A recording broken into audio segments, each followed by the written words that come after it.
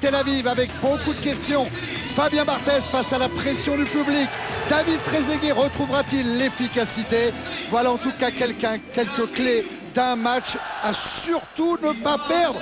Bonsoir à tous, bonsoir Jean-Michel. Bonsoir Thierry, surtout à ne pas perdre. Je dirais même qu'il faut le gagner à tout prix parce que nous avons laissé, comme vous l'avez dit, beaucoup de points en route et pour finir au mieux, premier, au pire, deuxième de ce groupe, il faut rattraper les points perdus à la maison.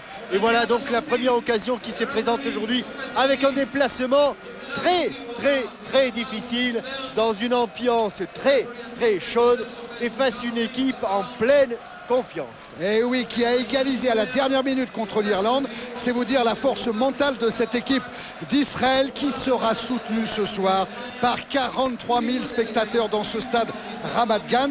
Vous remarquerez que le bleu sera la couleur d'Israël ce soir avec tous ces t-shirts floqués d'un numéro 15, le numéro de la star israélienne Benayoun. Le jeune milieu de terrain du Racing Santander, auteur de 3 des 7 buts de son équipe. Et le jeune Benayoun dont on disait lorsqu'il avait joué face à Michael Owen lors d'un Angleterre-Israël, le Daily Telegraph avait dit les 2 plus grands joueurs au monde actuellement s'appellent Michael Owen et Benayoun. Depuis, Michael Owen a fait une grande partie du chemin. Il a même été Ballon d'Or prouvant qu'il était le meilleur joueur du monde. Benayoun, lui, a joué dans des clubs plus modestes, mais il reste une des valeurs sûres de cette équipe d'Israël. Alors Fabien Barthez a été accueilli comme on s'y attendait tout à l'heure pendant l'échauffement par tout ce public de Ramat Gan. Mais sur le visage de Fabien Barthez, on ne lisait rien, on ne lisait que la grande concentration avant ce match aussi important. On a vu aussi des banderoles fleurir parmi ce public, des banderoles qui disaient 2006 avec encore de la chance, avec encore de l'espoir pour l'équipe israélienne qui n'a participé qu'à une seule phase finale. C'était en 1970. Des Israéliens qui ont fait beaucoup de progrès, qui depuis qu'ils sont rattachés au continent européen peuvent lutter face aux clubs européens dans les coupes d'Europe, les différentes coupes d'Europe, et qui aujourd'hui sont en bonne position aussi pour pouvoir se qualifier. Oui, 1970, c'était une des très grandes coupes du monde. Et c'était au Mexique avec la victoire du Brésil, avec des demi-finales fantastiques entre l'Italie et l'Allemagne. En 70, si Israël était au Mexique, l'équipe de France, elle, n'y était pas. Alors, on souhaite bien évidemment beaucoup de chance à nos amis d'Israël, mais on aimerait bien quand même qu'en 2006, tout près de la France en Allemagne, eh bien, les Bleus fassent partie des 24 équipes qualifiées. Abraham Grant à l'image, le sélectionneur. Des 24, des 32 équipes. 32 équipes maintenant, oui, on retarde un petit peu Jean-Michel. J'étais encore au championnat d'Europe. Thierry Jean-Michel. Oui, Christian, bonsoir. Bonsoir, un mot sur les conditions de jeu. Elles sont idéales. Willy Sagnol est venu inspecter la pelouse avant la rencontre et il me disait on aimerait jouer toutes les semaines sur un terrain pareil. C'est un véritable billard. C'est une pure merveille, vraiment. La pelouse du stade Ramat Gan, pour l'avoir foulée il y a quelques minutes, je peux vous dire que c'est une pure merveille. Il n'y a pas 1 centimètre carré de pelouse qui ait été négligé. C'est un véritable tapis de billard. Et voilà l'entrée des équipes avec Fabien Barthez. L'équipe d'Israël, l'équipe de France. Premier match retour donc dans ces éliminatoires. Au même moment, en Suisse, la Suisse affronte Chypre. Ce sont les 2 matchs de ce groupe 4 pour cette soirée. Jean-Alain Boumsong, très bon contre la Suisse samedi dernier au Stade de France Paris 2012. Une composition des équipes que vous détaillera tout à l'heure. Jean-Michel, sachez juste que Thierry Henry n'a pas été titularisé. Il y a encore un petit doute sur son élongation mollet. Mais par contre, contrairement à samedi dernier, il figure sur la feuille de match et il pourrait entrer en cours de jeu. Ce qui ne serait pas bon signe, Jean-Michel. Ça voudrait dire que les affaires des Bleus ne vont pas très bien. Oui, et puis ça veut dire aussi que si Thierry Henry ne débute pas la rencontre, c'est qu'il n'est pas à 100%. Et on ne voudrait surtout pas que pour quelques minutes passées sur une pelouse d'un terrain de football, il compromette la fin de sa saison. Le protocole est en place. Pour les hymnes nationaux en commençant dans ce stade Ramat Gan de Tel Aviv, dans la banlieue de Tel Aviv, en commençant évidemment par l'hymne du pays qui se déplace, la Marseillaise.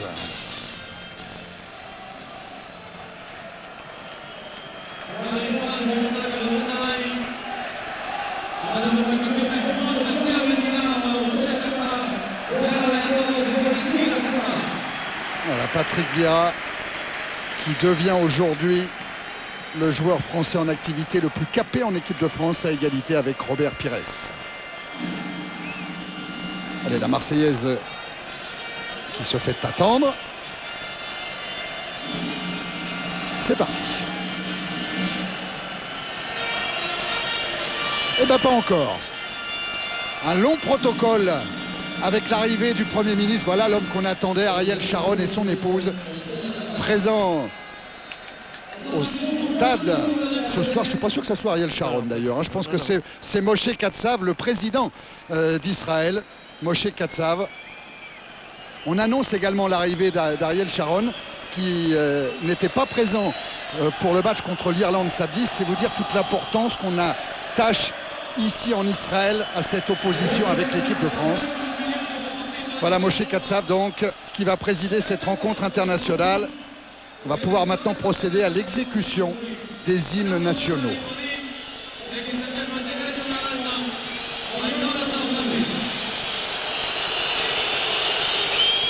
Alors écoutez la réaction du public. La fédération israélienne a demandé à tous les supporters de ne pas siffler la Marseillaise, de respecter l'hymne français.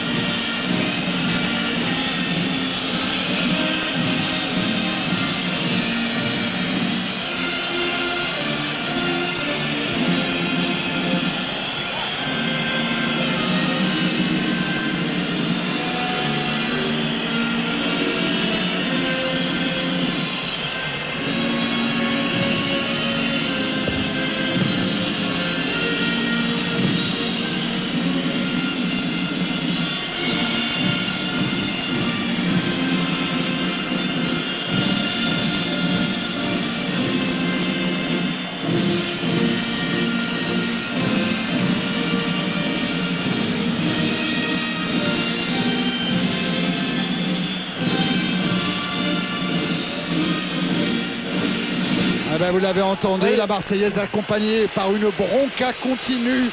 Et évidemment, il n'y a pas que les déclarations de Fabien Barthez, il y a tout le contentieux autour de la politique française qui est jugé trop pro-arabe. Quand on dit que c'est inadmissible au Stade de France ou à l'extérieur, on continue aussi à dire que c'est inadmissible d'entendre un hymne national, quel qu'il soit. Conspué, absolument Jean-Michel. Maintenant l'hymne national israélien, Hatikva, l'espoir.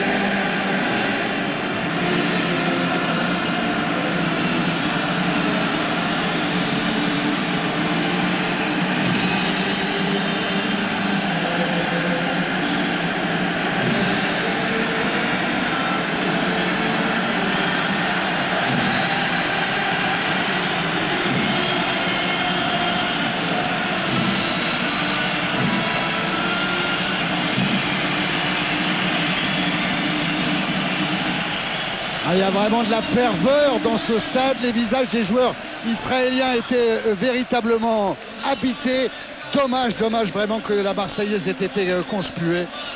Ça vraiment, ça reste inadmissible. Bel envol de ballons bleu et blanc. Les couleurs, hein, je vous le disais, d'Israël. Avec cet espoir donc de battre la France, hein, qui doit être très déçu et très mortifié. C'est le sélectionneur israélien, c'est Avraham Grant, grand amoureux de la France, amoureux du football français et entre parenthèses supporter du Paris Saint-Germain. Avec l'équipe d'Israël privée de quelques pièces maîtresses, Benado est suspendu, Golan est suspendu, Swan, le buteur de l'équipe d'Israël face à l'air, est suspendu. Mais il y a des joueurs de talent. On vous a parlé de Benayoun, mais attention au coup franc de Idan Tal et attention aux vieux, aux rescapés, puisque Nimni est le seul rescapé de cette équipe qui nous a fait tant mal. Pour l'équipe de France, des changements, notamment devant. Pas de Giuli, pas de Dorasso. Sylvain Wiltord a glissé à droite, Florent Malouda a glissé à gauche. Et la place est laissée libre par la permutation de Wiltord au milieu de terrain a été prise par Diarra. Pas de changement derrière. Et bien sûr, Fabien Barthez dans les buts. Alors c'est la 4e fois que l'équipe de France joue en Israël. En 1988, match nul, un but partout, un but de Stopira. En 1993, une victoire 4-0, but de Cantona, doublé de Blanc et un but d'Alain Roche. Et en 95, l'équipe de France dirigée par Aimé Jacquet avait fait match nul 0-0. Mais il y avait eu aussi un match à Palerme, à domicile, mais qui s'était joué à Palerme. La France l'avait emporté 2-1. Et le dernier buteur israélien s'appelle Afek. Il est d'ailleurs sur le banc des remplaçants ce soir. Les buteurs français à l'époque, en ce mois d'avril 2003, étaient Trezeguet et Zidane. Voilà Fabien Barthez avec son capitaine Patrick Vieira. Avez-vous parlé du trio d'arbitres allemand avec Markus Merck dans le rôle de l'arbitre du centre. Le voilà, Markus Merck. Un arbitrage allemand sérieusement chahuté ces derniers temps. Mais Markus Merck fait partie des tout meilleurs sifflets au monde. Et il donne le coup d'envoi donné par les bleus tout en bleu. Avec une récupération de Vieira. Une montée de Gallas. Gallas à un centre. Il y avait Sylvain Wiltord qui était devant le but. Et la reprise lointaine d'Alou Diarra qui fête ce soir sa 3e sélection. Le très grand Lensois avec son 1m90. Bonne petite déviation de Tal, juste ce qu'il fallait. Et le voilà Benayoun, la star du football israélien. Avec une mise en route difficile pour les Bleus, puisqu'hier les espoirs, les Bleuets, ont été battus 3-2 par les espoirs israéliens. Ouais, en encaissant un but à la toute dernière minute du temps réglementaire. Première défaite donc pour l'équipe de René Girard qui elle dispute les éliminatoires de l'Euro 2006. Allez, la remise en jeu, elle est française.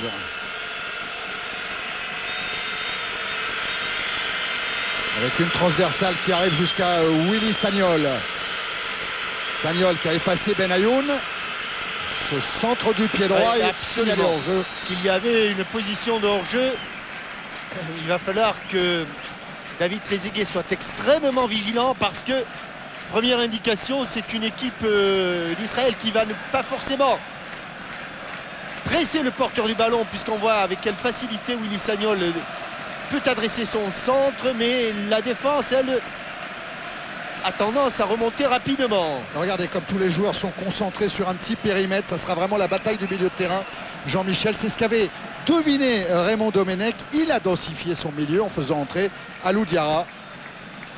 Aussi pour voir venir les Israéliens, pour prendre le temps de mesurer et de contrôler le match. Avec Badir. Ballon mis sur le côté. Quel bon ouais, avec ce centre. Encore, mais le drapeau s'est levé. C'est Balili, hein, signalé hors jeu, lui qui joue en Turquie. Il était derrière Gaël Givet. et qui sera a priori le seul attaquant. Morteraï Spiegler, grand joueur. On l'aura tout à l'heure à l'image, Mordechai Spiegler, la classe. Lui qui aussi suit tous les footballs et notamment le football français. Ah oui, il était samedi lors du match France-Suisse à Saint-Denis. Allez, ballon jusqu'à Malouda. Malouda en débordement, le centre de Malouda.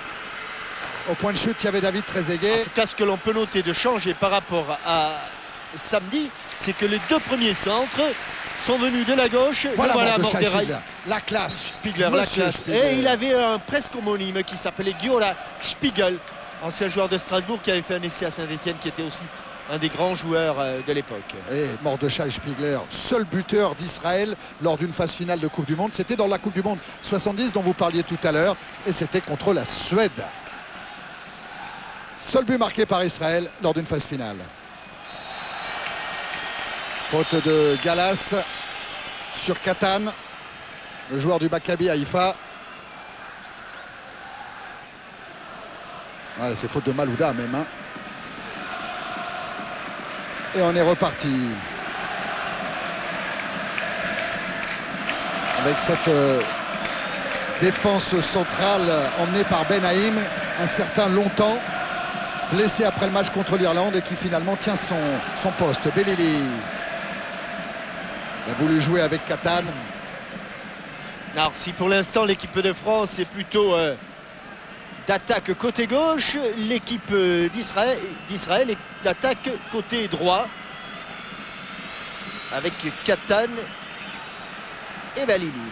Ah, c'est Belili qui avait récupéré ce ballon. Attention à Ben Ayoum qui s'est enfoncé. Oh, joli tacle. Dalou Diarra, c'est pas fini côté israélien. C'est récupération Sagnol qui peut servir Sylvain Wiltord. Trezeguet, Pedretti, la montée du capitaine Vieira. On a bien utilisé ce ballon de récupération.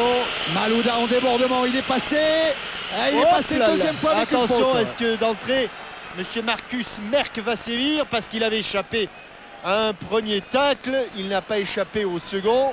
Il y avait Saban et puis le retour de Badière. Badière qui aurait pu là écoper d'un carton jaune. Il s'en sort bien.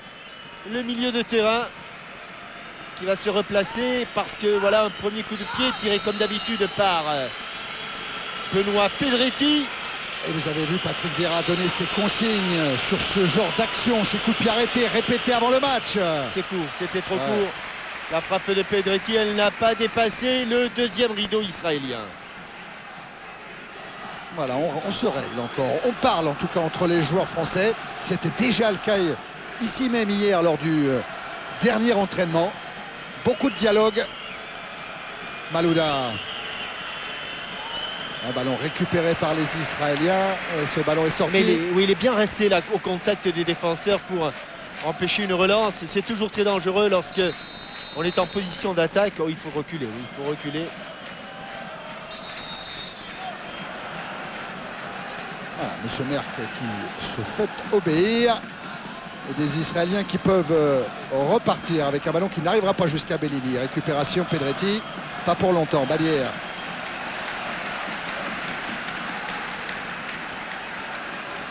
Qui est ici.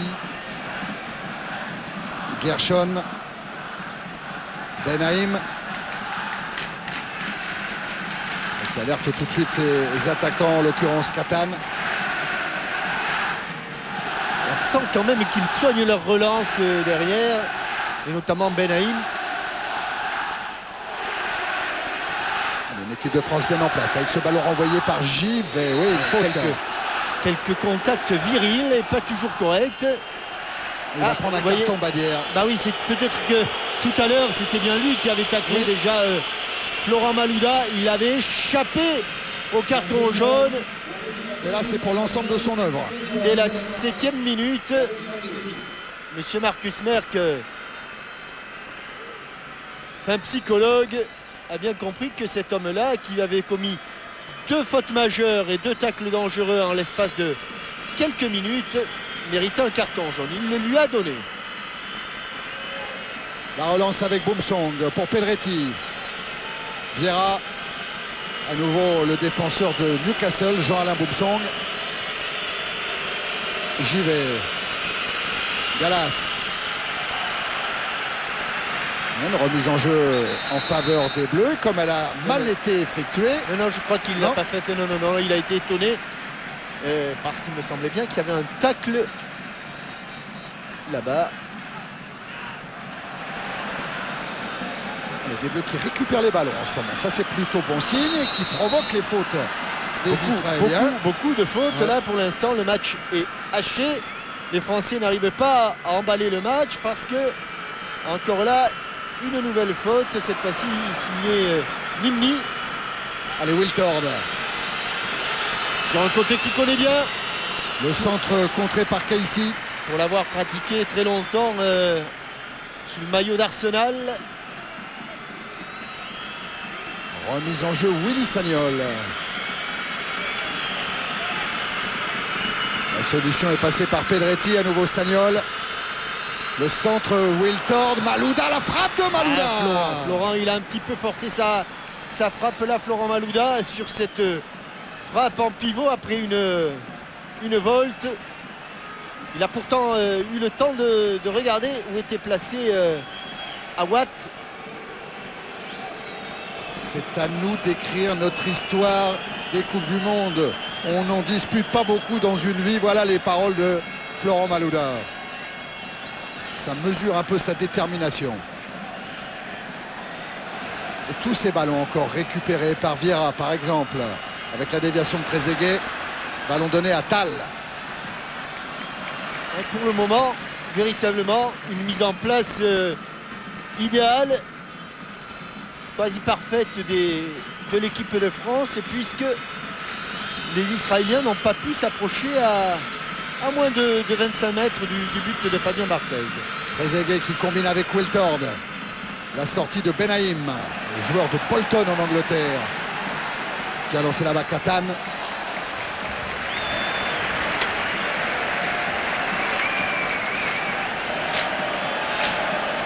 Contré par Gaël Givet.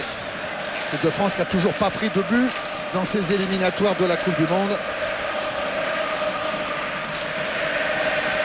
Alors qu'Israël en a encaissé 5 en 5 matchs. C'est la moins bonne des défenses parmi les pays qui sont vraiment prétendants à la qualification. Les 4 pays qui dominent ce groupe. Attention à ce ballon perdu. Heureusement que là-dessus, Alou Diarra a été extrêmement vigilant pour aller à l'interception. Nimni.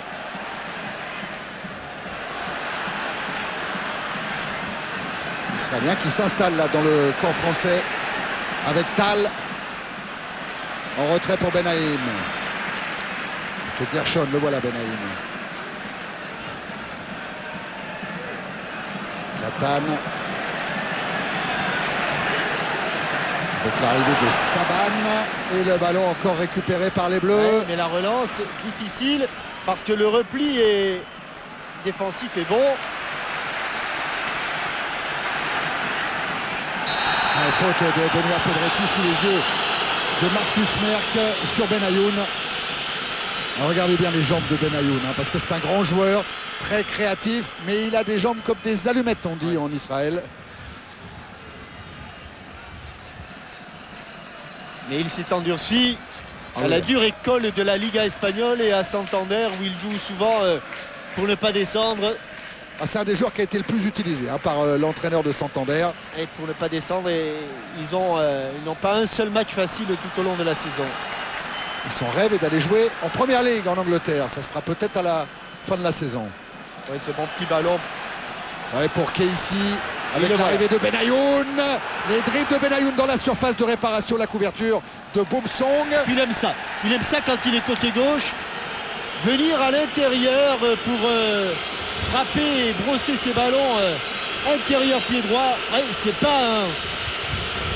On peut considérer que dans une première élie, il n'a pas fait d'haltérophilie, Benayoun. Mais il a la vivacité pour lui, les appuis. Autant de gestes qui ont été décrits par Philippe Bergerot, qui était l'espion de Raymond Domenech lors du match samedi ici contre l'Irlande. Faute sur Belili. Lui joue en Turquie. La majorité des joueurs israéliens jouent en Israël. Il n'y a que quelques exceptions.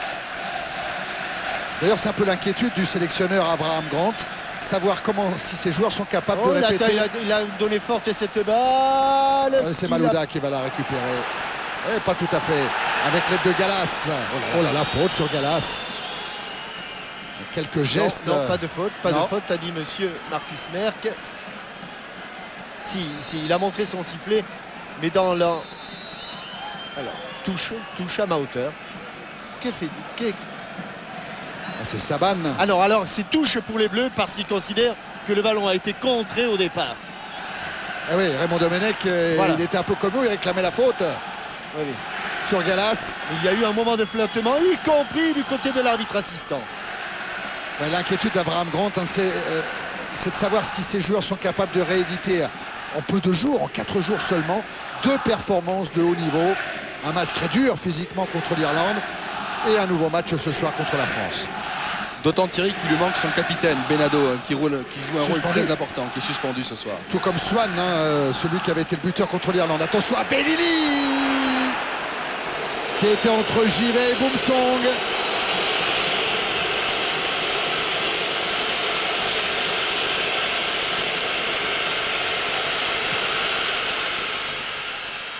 Du bout du soulier, il a effleuré cette balle, Belili. Et après un bon début de saison, un bon début de match où les Français se sont installés. Alors, qu'y a-t-il à nouveau? Là, Est-ce on que voit c'est en- l'ouverture de Badière. Est-ce que c'est un hors-jeu? Pour que... Alors, voyons. Dans le bruit du stade Ramat Gan, Monsieur Merck, il a du mal à communiquer avec ses arbitres assistants. Hein. Alors, est-ce qu'un joueur blanc a bougé devant Fabien Barthez, l'empêchant de dégager? Ça ne peut être que ça, qui ait été sanctionné. Ça peut être que ça. Voilà, ballon touché par Awad Doudou. Lui aussi joue en Espagne, dans le même club que Benayoun, d'ailleurs, à Santander. Et le ballon est sorti. Avant de revenir dans l'aire de jeu.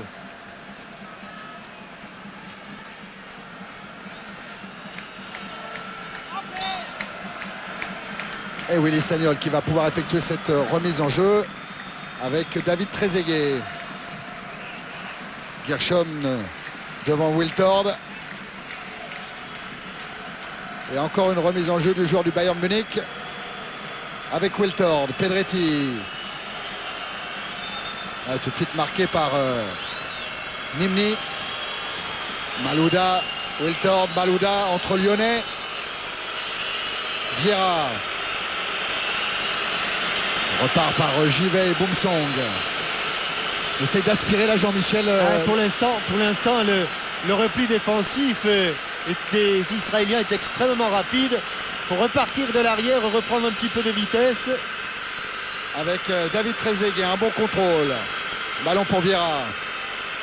Gallas, Malouda. Malouda qui décale William Gallas. Fin de centre et avec le pied droit. Un petit peu trop près de Doudou Awad, bien sorti.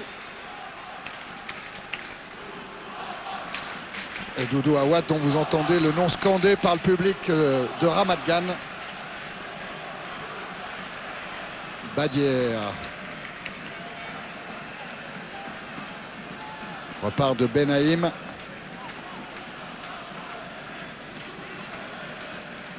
Attention de ne pas aller chercher trop loin, Patrick, parce que va créer un décalage s'il passe au travers. Patrick, Ouais. c'est Patrick Vieira, bien sûr. Ouais, qui essaye d'amorcer un peu le pressing avec Alou Diarra. Hein. C'est dangereux là, Thierry, parce que faut être sûr de son coup. Hein. Il faut que tout le monde le fasse en même temps. Hein. Exactement. Là voilà Vieira avec Pedretti. Trezeguet. Sylvain Wiltord avec la montée de Willy Sagnol. Il attend beaucoup Raymond Domenech de la complémentarité Wiltord-Sagnol. Le centre en direction de Trezeguet qui a On va pris le s'appuyer ballon. derrière. Allez, Benoît. Pedretti la frappe. Et mauvais appui, pied droit. Il a glissé, dommage, parce que la mise en position était bonne. Et il va riper sur son talon. Il est sur le Son pied talon. gauche hein, là aussi. Hein.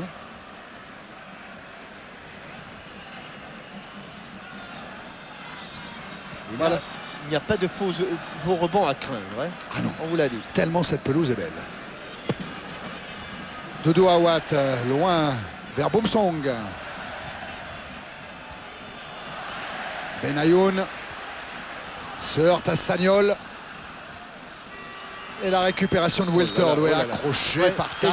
C'est juste. Il faut faire attention parce qu'il y a des tacles et des charges avec un tout petit retard pour l'instant. Monsieur Marcus Merck était vraiment tout près. C'est Tal qui va arriver un peu en retard ici. Et heureusement qu'il saute, Sylvain Wiltord. Pedretti avec Boumsong. Alors le nombre de fautes. Ouais, je voyais comme les impressions sont trompeuses. Je pensais que les Israéliens en avaient commis beaucoup plus que les Français. Mais finalement, on sent dans ce match que si chez les Français ou sur les Français, il y a une certaine pression, Thierry, eh bien il y en a une également sur l'équipe d'Israël parce qu'on a beaucoup d'espoir du côté d'Israël et on sait que ce match est capital pour la suite de la qualification. Ouais, autre inquiétude pour le sélectionneur Avraham Grant, ne pas s'enflammer, ne pas croire qu'après le match nul arraché face à l'Irlande, nous sommes arrivés, nous faisons partie des meilleures équipes du monde, il faut rester humble. Ça a été le slogan du sélectionneur israélien. Voilà Badière. Un milieu de terrain trentenaire du côté d'Israël.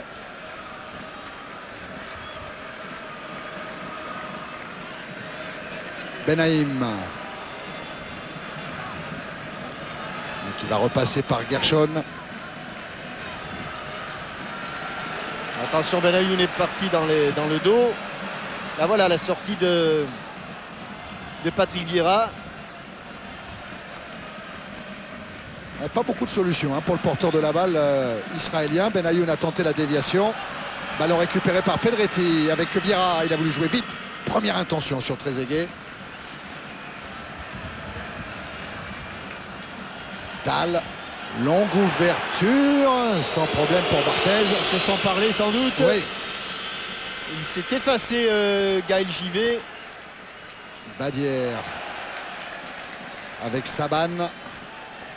Ballon renvoyé par Givet. Attention de ne pas faire faute là. Vieira et Bellili. Encore une charge là, de Catane.